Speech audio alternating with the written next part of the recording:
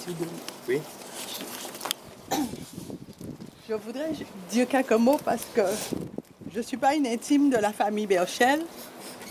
Je découvre, enfin, je connais de loin des parents, je découvre ses enfants, sa famille. Je ne travaille pas à l'hôpital. Je suis guadeloupéenne. J'ai connu, comme tout le monde, le professeur Berchel pour ses activités à l'hôpital. Mais en 1994, en juillet 1994, un dimanche, finale de la Coupe du Monde, le Brésil joue. Tous les Guadeloupéens sont devant leur télévision. Le professeur Berchel a sauvé mon enfant. Et je ne peux pas oublier ça. Il a maintenant 25 ans, mon garçon. Il fait ses études, il n'est pas ici. Il m'a dit, maman, il faut que tu ailles. Parce que lui, il n'a pas connu le professeur, mais je lui en parle tout le temps.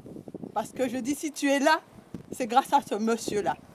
Et, comme tout le monde, j'ai pensé à un suicide. Et bon, on laisse passer. Et j'entends, là, aujourd'hui, des choses qui me bouleversent. Alors, je ne peux pas parler au nom de tous les parents qui ont eu des enfants, mais je pense que je représente une grande partie qui n'a peut-être pas pu venir aujourd'hui. Vous n'êtes pas seul. On est avec vous. Et il faut que la vérité se fasse. Il faut qu'on puisse pouvoir faire le deuil de cette affaire. Donc, je pense que vous n'êtes pas seul. J'ai un petit peu d'aura. Je suis militante écologiste. On me connaît. Peut-être que quand je vais en parler, ça va encore amener d'autres personnes à être à vos côtés. Je m'engage à le faire parce que je vous dis que cet enfant-là, je ne l'aurais pas eu. Ça fait 25 ans que j'en bénéficie. Seigneur, merci. Mais c'est grâce au professeur Berchel que je ne connaissais pas et qui a pris mon enfant dans ses bras alors qu'il y avait déjà des problèmes à l'hôpital pour sortir de la maternité où j'ai eu une césarienne en urgence où mon enfant était mort pratiquement. C'est une réanimation qu'il a fait. C'est une réanimation. Il a pris dans ses bras pour partir avec lui au 9e étage.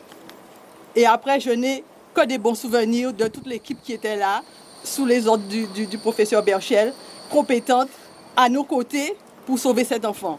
Il y a d'autres enfants qui sont morts quand mon enfant était là, dans les couveuses. Mais ce n'est pas lui qui... c'est pas sa faute. À l'hôpital, à ce moment, on ne parlait même pas encore des problèmes d'incendie et tout ça. Il y avait 3 couveuses de réanimation. Il y en avait 2 qui fonctionnaient. Mon fils était dans une, il y avait une petite fille dans l'autre.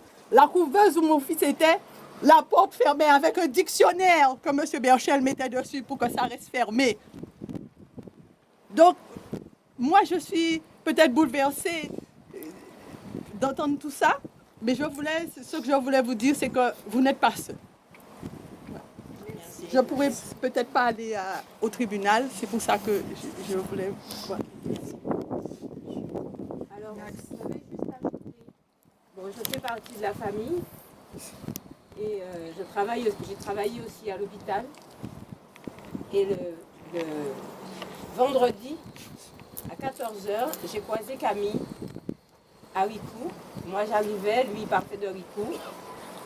Il s'est arrêté, on s'est dit bonjour. Il m'a dit bonjour cousine. Je lui ai dit oui, on ne se voit pas souvent. Et il me dit tiens, on ne va pas souvent à Désirade. Je lui ai dit non. Et il me dit tiens, justement, lundi, je vais à Désirade. J'ai rendez-vous avec le maire, René Noël, pour justement dans le cadre de travaux de recherche sur une question de santé qui se posait à Désirade. Le vendredi à 14h, à Ricou.